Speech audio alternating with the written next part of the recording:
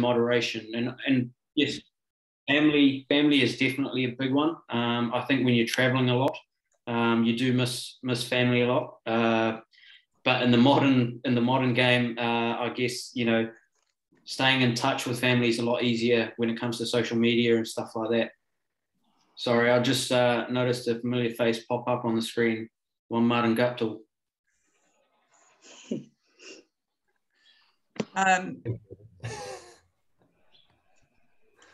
Yeah. Hi, Marty. Thanks for coming along.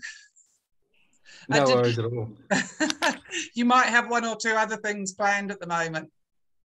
Oh, just one or two, but that's not till later on. Did you have a question for Jeet or Ajaz? Well, I was going to, but then Ajaz sort of let everybody know I was here. But no, I'll just carry on. If anyone's got any questions, I can answer some. Cool.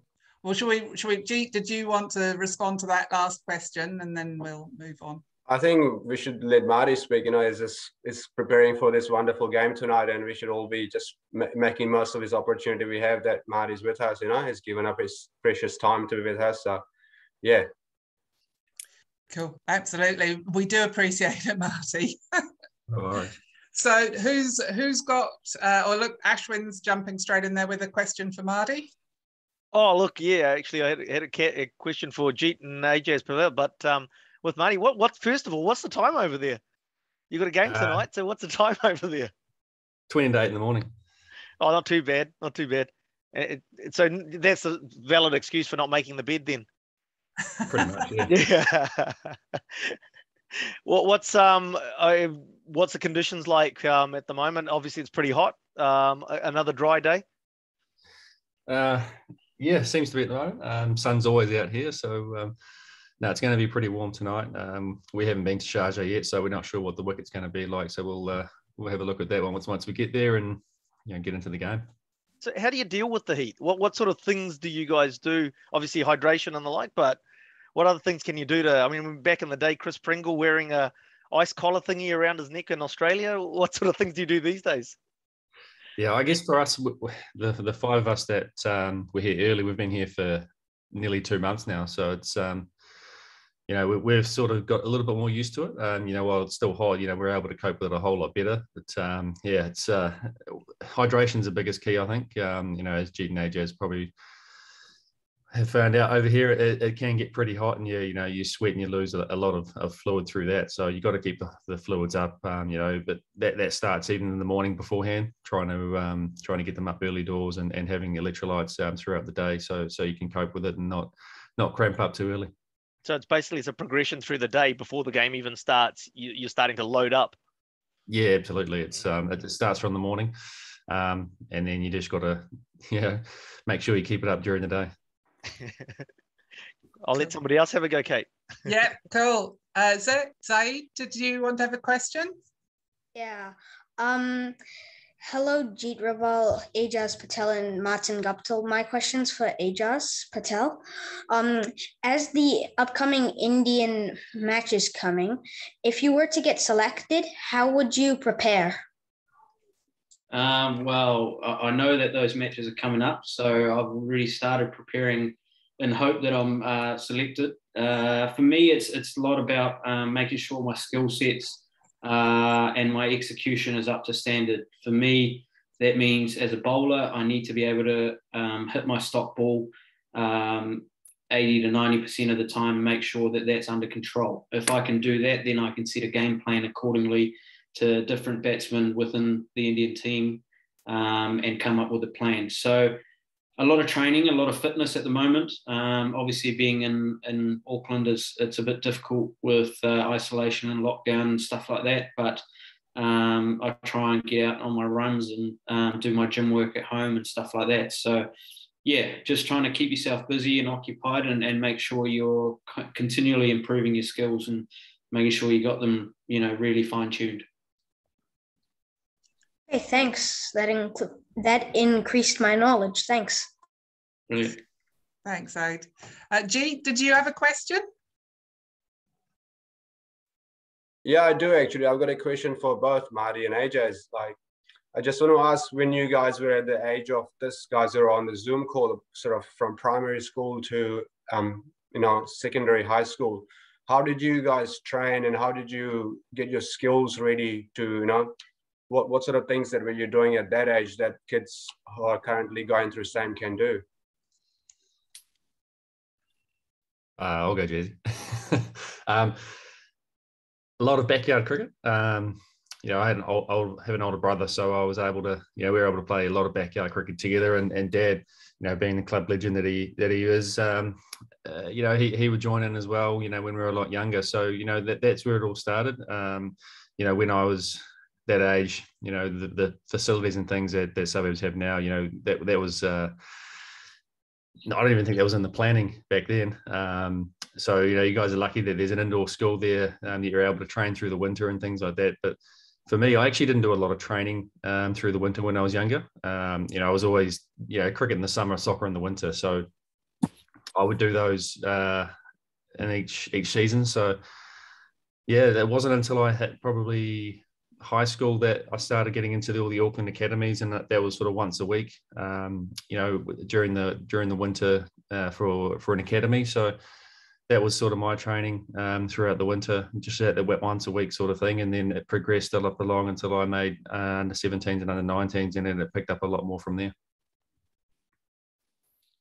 Yeah, I think for me personally, it's pretty similar to Marty. Like especially through primary school, intermediate, a lot of it was just playing cricket in the backyard because I enjoyed the game for what it was.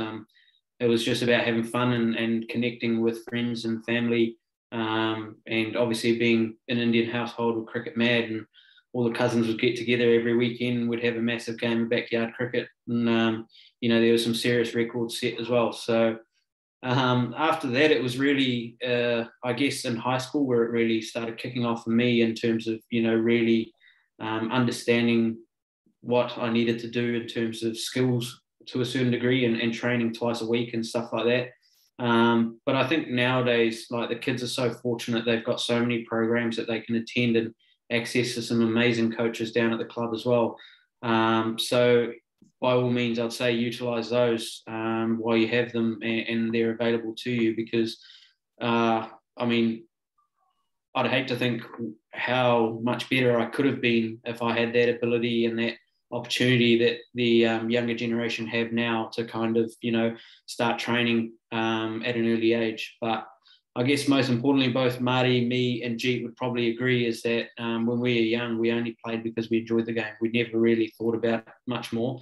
And it was all about just, going out there, having fun, connecting with friends and family. Cool. Great question, Jeet. Felix. Hi. I have two questions, if that's okay. Not that long, but okay. Well, the first question is for all of them, I guess. It's how good you guys were when you were kind of my age, so like 16, 17. How good at cricket were you guys? Were you like dominating players, like just, like playing at the highest level, or were you, you weren't that good and you got better later on, or what's the story? Should we start with Guppy? I guess for me, I had played all the age groups leading up to that, but I never really dominated or anything like that. I think when I was about 16, maybe just turned 17, I made the Auckland 19 team while I was still in the 17s. But I was actually picked as an off spinner who could open the batting. And turns out I actually bowled a pile of junk, but I ended up batting okay, and I ended up being one of the top run scorers in the tournament. And from there, that's when it really started to kick off for me. I went to under 19s and under 17s that season. I made my premier debut for the club that season as well. And just ended up scoring a lot of runs and having a lot of fun doing it as well. So, and then after that, it was only a couple of years later that I actually debuted for Auckland for the Aces, and and then I haven't really looked back from there. It's been a pretty busy time since January 06 when I debuted for Auckland. Jeet? Yeah, when I was that age, for me, it was all about just doing my best for the school. I was playing for the Arundel College First 11 team, and just really, we had a really good culture going and a really good team vibe. And I just wanted to do my best for the team. And all I would do all week was train for the game that was coming up in the weekend and make sure that I gave it my best shot. And then over time, I sort of started setting myself small goals, like I want to get selected for Western District under 17 side, and then go on to the tournament and get X amount of runs. And I would really have small goals, but I never really thought too much beyond those things. And that became my focus each day. And we were sort of small goals and trying to achieve those and ticking them off and then moving on to the next one. So at that age, I wasn't very good, but for me, the driving was always trying to reach those goals, and that gave me inspiration to go on to get another goal and another goal. So I think that was the way I went about my journey when I was 16, 17, 18. Yeah, I think for me personally, around that age, like I've mentioned before, I was a fast bowler. So my cricketing journey's kind of completely switched over from that to then becoming a spinner. And I only really took up spin bowling when I was 21, I think. So I don't think to be a very good cricketer, you have to, dominate from the outset, and you just have to be the standout player. Sometimes it's really just hard work. And as Jeet mentioned, it was always about just improving our skills. And even at an international level now, I think a lot of the time we're not just content with our skills. We're constantly looking to improve and fine-tune small aspects of our game so that we can keep getting better and better. I guess the advantage a lot of you guys have, and girls, if there are some girls on there, is that you're still very young, and you've got a lot of time in cricket and a long time to play. So yeah, just keep improving day by day, and you'll be amazed at where you end up.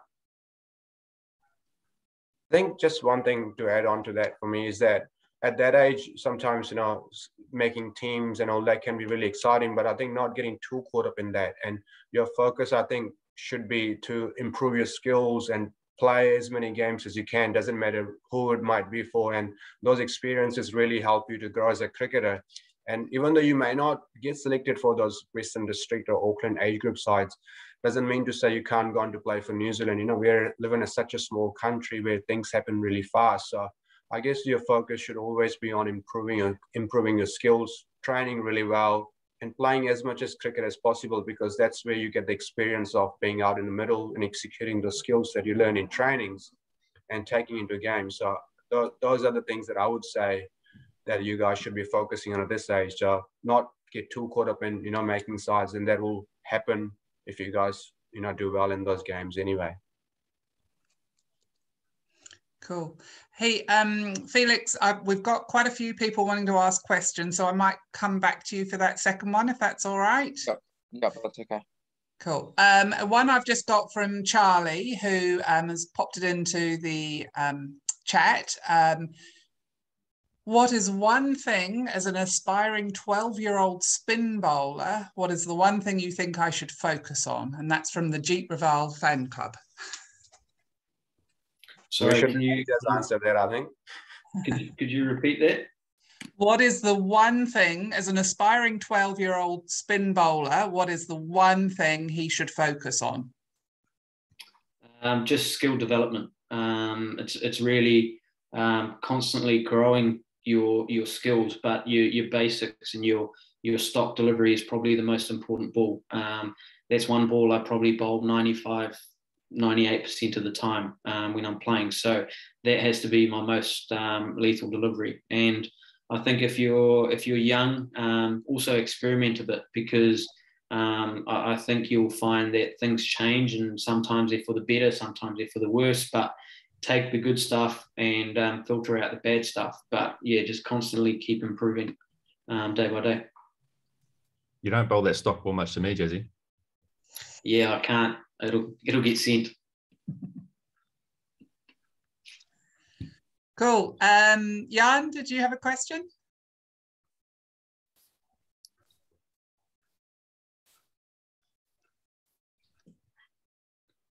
Go ahead. You guys are on mute.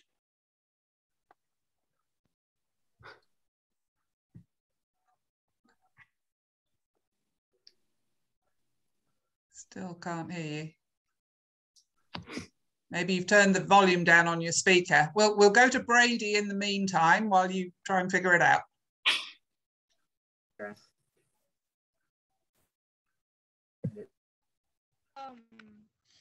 First one, how many sixes have you hit in your career?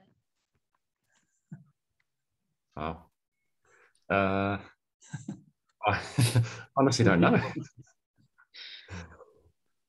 It might be easier for Ajaz to answer that. In Test cricket, 0. I'm working on it. I promise you, there's going to be one top edge one day that's going to go for 6. Jeet, any idea? No, not mine. I think Guppy's definitely hit well over 1,000 sixes. So I think if you're trying to aim for something, definitely 1,000. Cool. I think I would have hit about 300 international sixes, roundabout, roughly. 300. And about 10 more tonight, guys. Just watch out. Hopefully.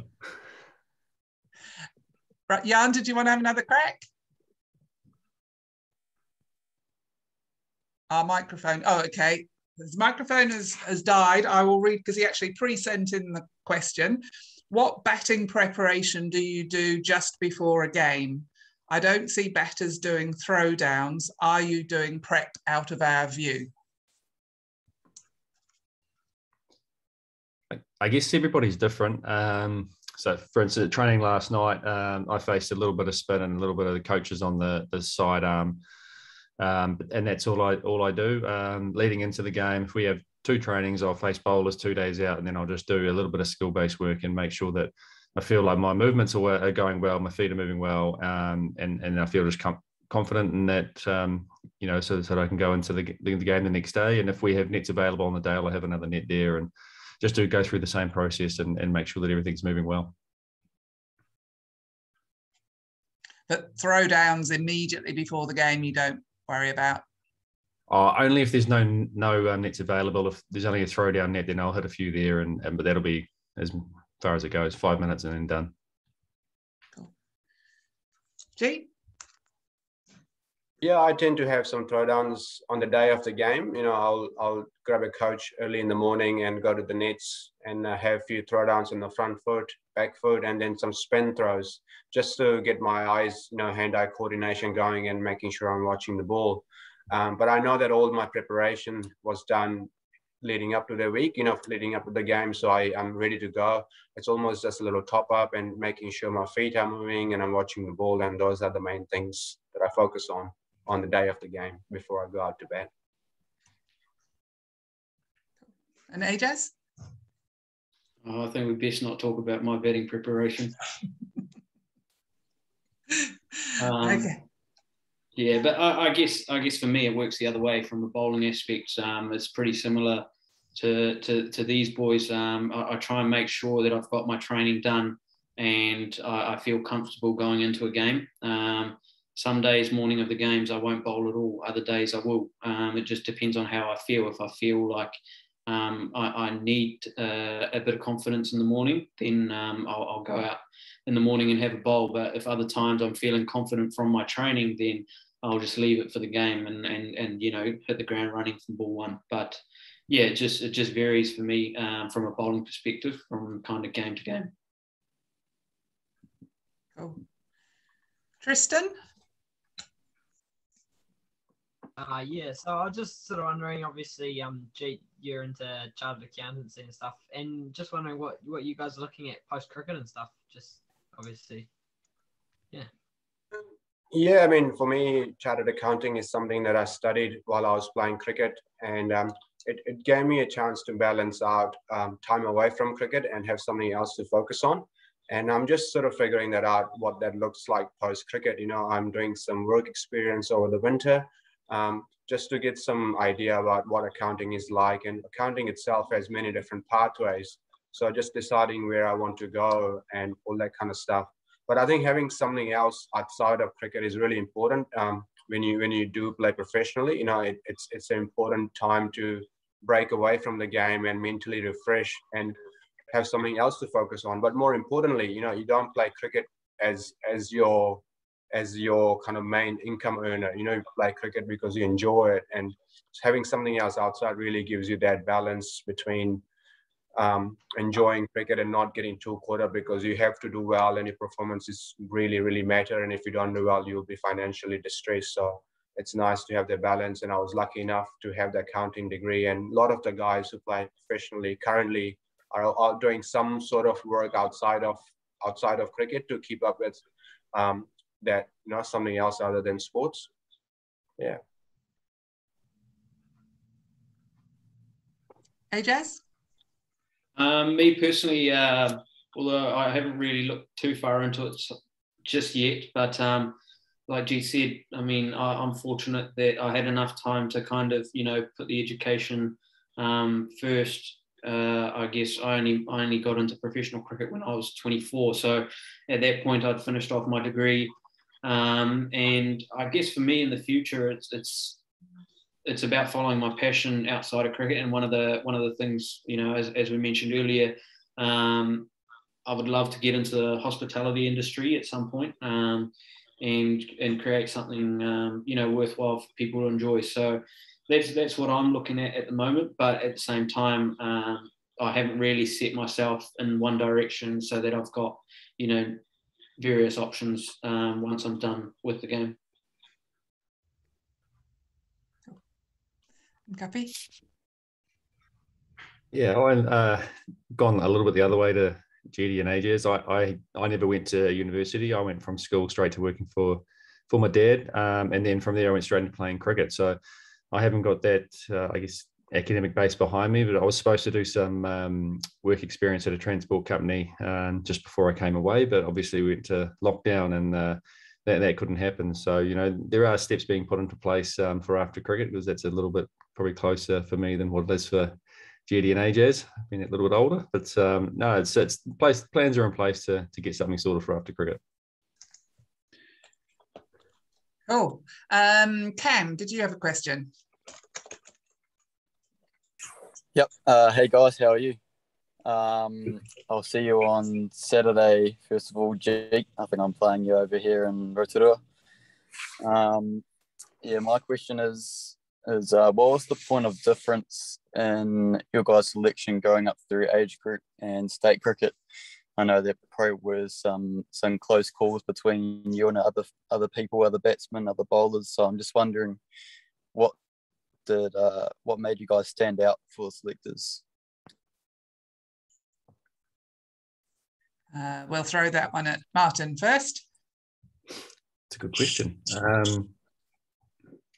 I guess growing up in the under 14s and under 15s, when playing in the district tournaments, you have Western districts and things, and I scored enough runs there, and there were 2 Auckland teams at that stage.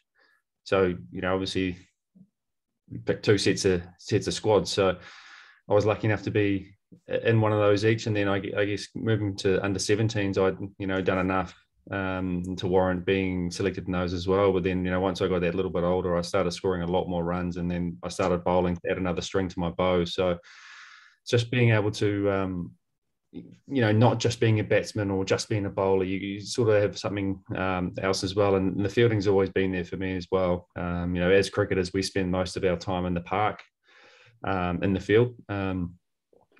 So being able to enjoy fielding and being, good at fielding, was always something that added another string to my bow as well. So having those, not just being a one-dimensional player, I think is massive in cricket, especially these days with the amount of T20 cricket and things that's being played. You'll be able to showcase skills, not only with the bat or the ball, but in the field as well. There's a folklore story that I heard at the club that when you were younger, you said to one of the coaches that one day you're going to be the best fielder in New Zealand. Is that correct? There or thereabouts.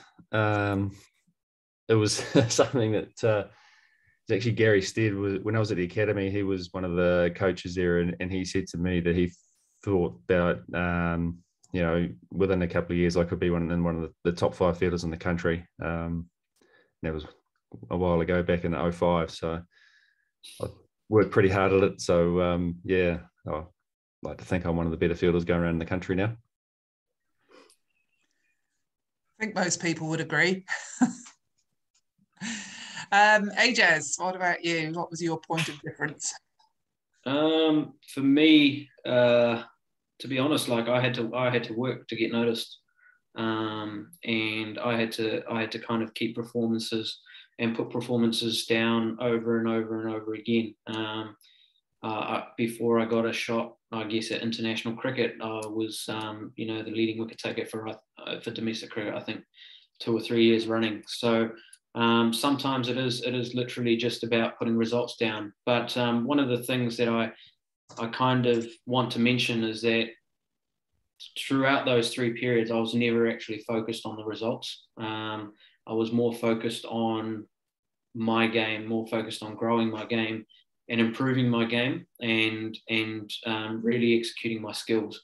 The results really just took care of themselves. So, I mean, for me, I was fortunate that, you know, those results did come my way, but I knew that if I continued to grow my game and continued to work my game, at some point, someone was going to notice, and that would happen naturally without me trying to force it. So, yeah, for me, it was just literally just a bulk load of wickets, which helped me get noticed.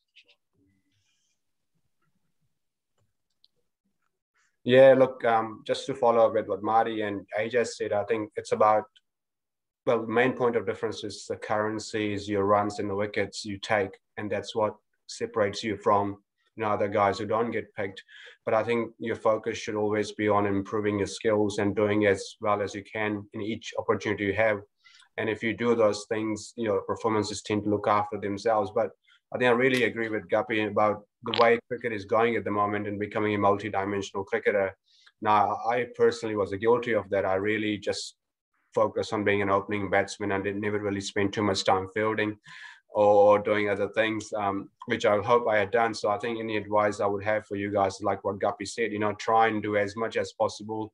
You never know what will come in handy, with, especially with T20 cricket, one-day cricket and test cricket. There's so many different components now, and you can always add value with anything you can do. So do as many things as you can, and don't limit yourself on shots to play, balls to bowl. Way to, you know, you can bowl left arm, you can bowl right arm, you can bat left and right and do everything, you know. So yeah, just explore as much as possible these days. Thanks, guys. I'm just aware of the time. We can't hog everyone for too long, so we'll look at wrapping it up in the next 5. But I've got a question from Isaac here. What has been your favourite moment in your cricket career? We'll start with Guppy. Favorite moment. There's been a few that stand out. I guess from a personal cricketing point of view, it's pretty tough to go past my very first game, or the quarterfinal of the 2015 World Cup. From a team perspective, it's probably been the last 2 World Cups, really. You know, having a World Cup in New Zealand, you know, the support that we had was pretty amazing. No matter where we were, you know, everybody was behind us for that whole time. You know, we had so much fun playing, you know, a world tournament in front of our home crowd. It was amazing. And then obviously on the day of the final, we just didn't play well enough. But then we come to England, and you know, another, I guess, different road to the final. That one, you know, we got out of the blocks really quickly, and then we lost a couple of games in the middle, and you know, we just scraped through on run rate to make the semi-finals. But that was another time of just being such a fun tournament to be involved with, and fun environment to be involved with. You know, we had, I think in our touring party at one point, we had, was it about 25 in the team and management setup, and then we had another, you know, all the families were there as well. So there was about, I think, 50 to 70 people at one point. We had 2 buses going, you know, between cities, you know, with all our supporters coming along with us as well. It was amazing fun, and you know, something that I'll cherish and remember forever. Cool. Jeet, Yeah, for me personally, the highlight has been making my Black Caps debut in Christchurch. Especially when you're standing in the field and just the national anthem comes on and you know, all your mates around you and just that shivers go down your body and you know that you're representing your country and you're playing for Black Caps. It's a very special moment and I will cherish that forever. And from team's perspective, I think it's been being part of this Test Championship winning side over the last couple of years. Although I wasn't there in the last few games, I think leading up to the championship, I was fortunate enough to be part of the team. And just to see the great bunch of guys and the way that New Zealand cricket has gone about, you know, winning this championship and the kind of players that you play alongside. It's a special time in New Zealand cricket at the moment. And we have some really, really good cricketers in our backyard. And we are fortunate that they're all, you know, we get to play with them. And I was you know, really incredibly honored and, you know, privileged to be even part of that team.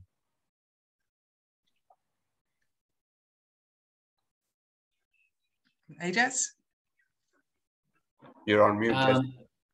For me, it was much the same. My debut game was really, really special. You know, the fact that I was living out a childhood dream and fulfilling something. So I was honestly so content at that point in time, just because I'd realised the dream. The pressure only kind of came after that game, where it was like, oh, okay, well, I've kind of fulfilled that dream. Now, how do I make it keep going? And I guess from a team perspective, with Jeet there, the World Test Championship final, and that whole campaign, that for a New Zealand nation was something very, very special.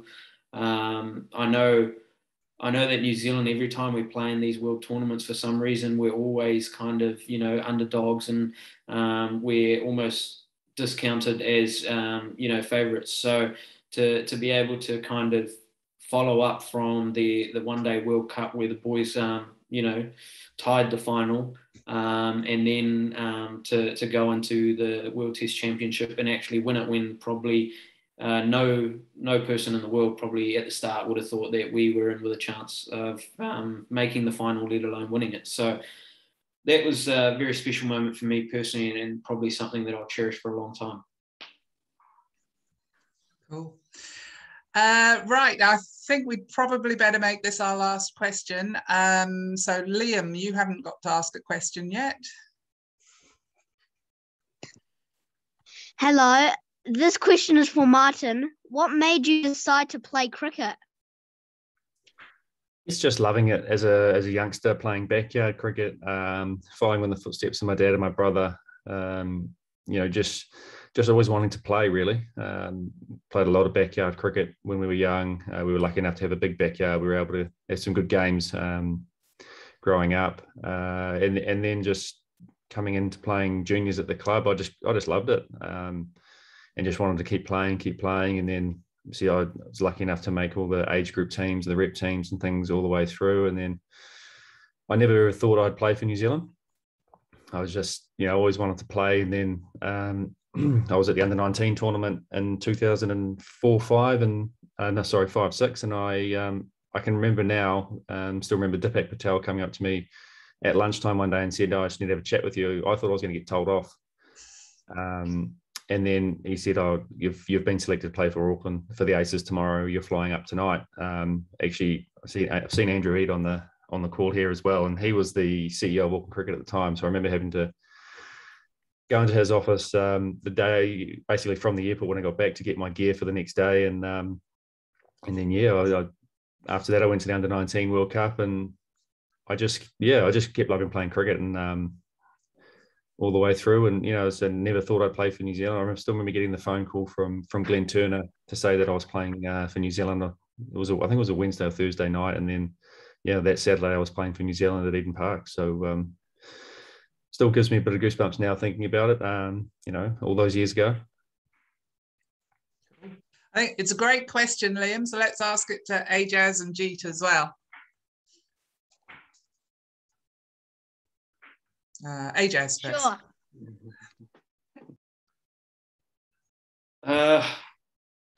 Sorry, can we go back to the question? I was too too caught up in listening to Guppy about it. Or switched off listening to me. Ask it again, Liam. What made you decide to play cricket? Yeah, sorry. Yep. Very, very similar to Guppy. It was just the fact that I enjoyed playing the game. I suppose my love and passion for the game has probably a little bit to do with my background being Indian and you know, the cultural value of cricket within India. I grew up when I was a youngster. I was born in India, and I only kind of immigrated to New Zealand when I was about 6 or 7. But that passion for cricket not only sits with me, but also within my family. And like Guppy mentioned, his dad and his brother were a big influence on him, and likewise for me, my parents and my family members were a massive influence, because, you know, there was that general passion for cricket all around the house. And whenever there was a game on, the whole family would be sitting around watching it. And at other times, if we were looking for something to do, it was grab a bat and a ball and jump out into the backyard. So it was, yeah, just purely just enjoying the game and enjoying, you know, what it brings and the challenges, and also making it quite quirky, especially in the backyard, naming grounds and certain wickets and pitches and stuff like that. When you're a youngster, that was something that I really enjoyed. And but yeah, it was just having fun. Nice. And for me, I grew up in India until I was about 16. So all I knew was just to play cricket. We literally, the time you come back from school, you throw your bag on the bed and away out you go, and you come out when it's sunset. And I just played cricket in the streets with my mates growing up, you know, and just amazing memories. And from there, I just really fell in love with the sport. And my dad kind of spotted a talent in me, which some of the other guys didn't get a chance to do. So I was fortunate that my dad kind of took charge of that and put me in the right direction growing up.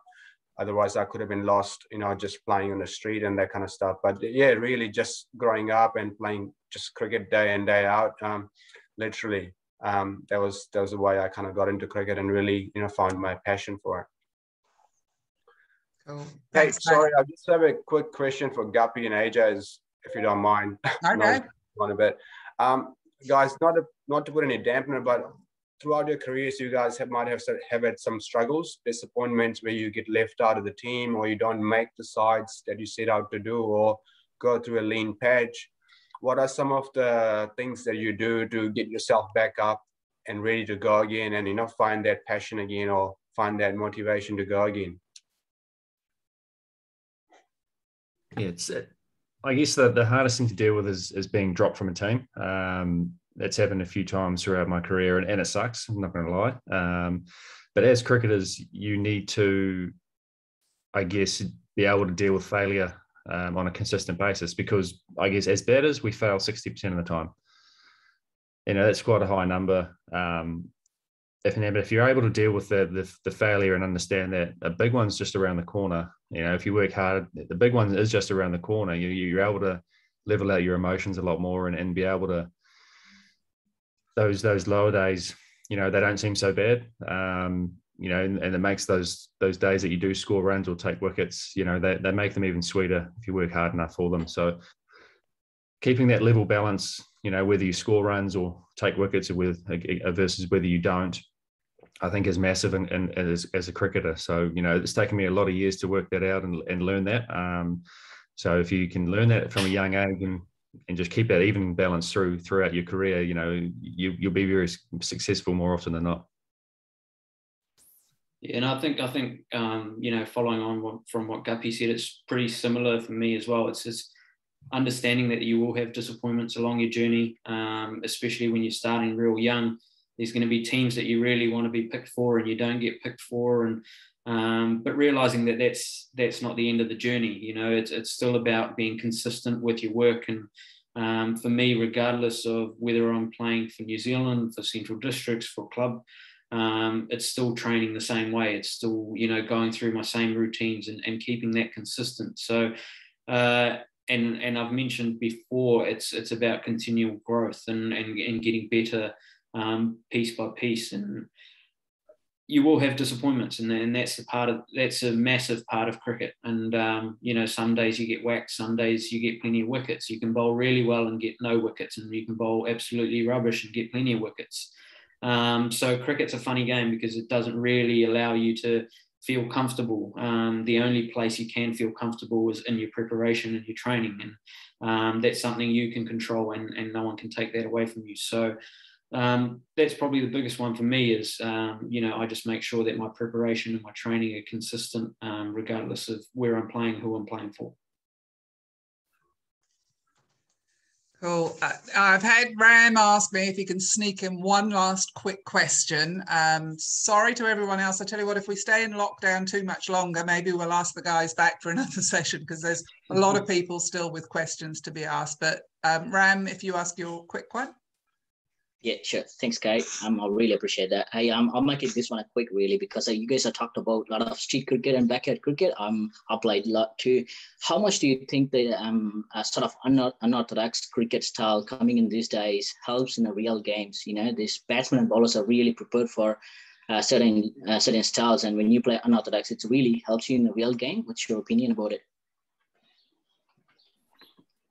Yeah, I think obviously, you're seeing more and more in international cricket that players are different. They have different techniques and have different ways of scoring or taking wickets. And I think a lot of that is contributed to, where they've come through from, either it be backyard cricket or street cricket or tennis cricket.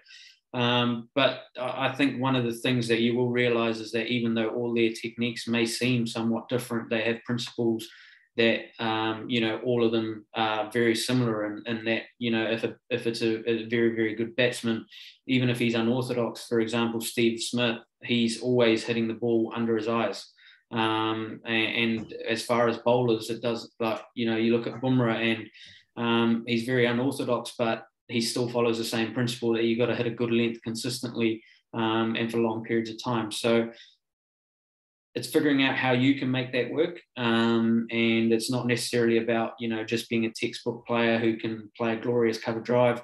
Some people are lucky they can do that. Jeet and Guppy definitely can do it, but someone like me, I've got to figure out other ways to be able to do that. So it's just figuring out your own way and what your journey is. Cool. Jeet? No, pretty much. I couldn't agree more with Jazzy. It really, really well said. Cool. Guppy? I guess it's figuring out what works for you. As Jazzy said, there's been some really unorthodox players going around at the moment, but there's been plenty more throughout history. I mean, you look at Shivnarine Chanderpaul, faced up to the bowler front on, and then came around, and that worked for him, and he didn't let coaches mess with that. I think that's a big thing, is try not to be taught how to be too robotic, if that makes sense to everyone. You found a way that's been successful for you and that feels natural for you, and you just have to roll with that. Cool. I'm going to break my own rule now, because I want to ask one quick question, and it's a little bit of a plug for the club as well. What difference does, obviously you've all been members of Suburbs over the years for a long time. What difference does being part of a community club, or what difference has it made in your career, do you think? And we'll start with Ajaz. I think for me, from the moment I came to Suburbs, and even to this day, it feels like a family environment. It's family orientated. It's about you as a person first, as opposed to just cricket. And it's also like friendships. The amount of friends that I've made at Suburbs, and good quality friendships are second to none. And for me, I always enjoy coming back to the club, because obviously you meet your friends there, you have good conversations. Some people you haven't seen for a long time, but it's like, you met them yesterday. So I thoroughly enjoy that about Suburbs, and it's something that I value about Suburbs as well. And I guess the other thing is, because we have played elsewhere, we know what it's like to play somewhere else as well. So I definitely would say Suburbs is the best club that I've played for, and I'm hopeful that whether, I know Guppy will like the sound of this, but if I ever come back to Auckland, that I would play for Suburbs. if not, when I retire, I'll definitely be coming back to play a few games for Suburbs. Fantastic. Yeah. Jeet? Yeah, like similar to what Ajaz said, Suburbs is like another family for me. From the time that we came to New Zealand, the support that I received and my family have received from the members of the club have been phenomenal. And I would go on to say that if it wasn't for the club, I would only have played for Black Caps, and just the amount of incredible support and just the family environment that was created. The club allowed me to ease into the New Zealand culture and really find a new home away from India, and I really blended in with a bunch of guys. So it's a fantastic club and a club that really wants to support your cricketing journey. So I would say you'll get out as much as you put in, and it's a wonderful club. So yeah, look, even though I'm not playing for Suburbs at the moment, I'll definitely come back whenever I'm in Auckland and try and catch up with the guys. And it's a fantastic environment, and we have some very lucky that guys like Andrew and Kate are in charge and running a fantastic show. So thank you, guys. Thanks, Jeet. And Martin?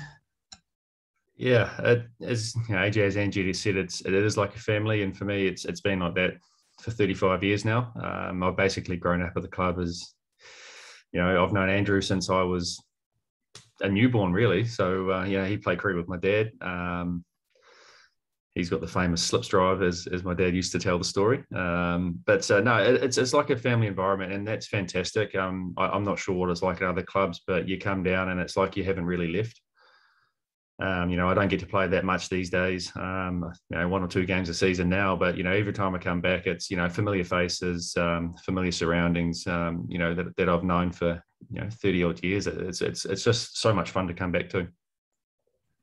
That's cool. Thanks. It'll be a bit different when you do come back now. Now the Prem's changing rooms have been totally revamped. Yeah, I've seen a few photos. It looks great. Yeah, it's very cool. Well, look, thanks all three of you for your time. Really, really appreciate it. And Guppy in particular, calling from overseas. That's really appreciated. Thanks everyone for coming along, and we will hopefully be playing cricket soon. Good luck, Guppy. Go out and all the best, Gup. Thanks, guys. Cheers, guys. Thanks, Kate. See you, Jeet. Thank you very much. Thanks, Ajaz. Bye. See you. Bye.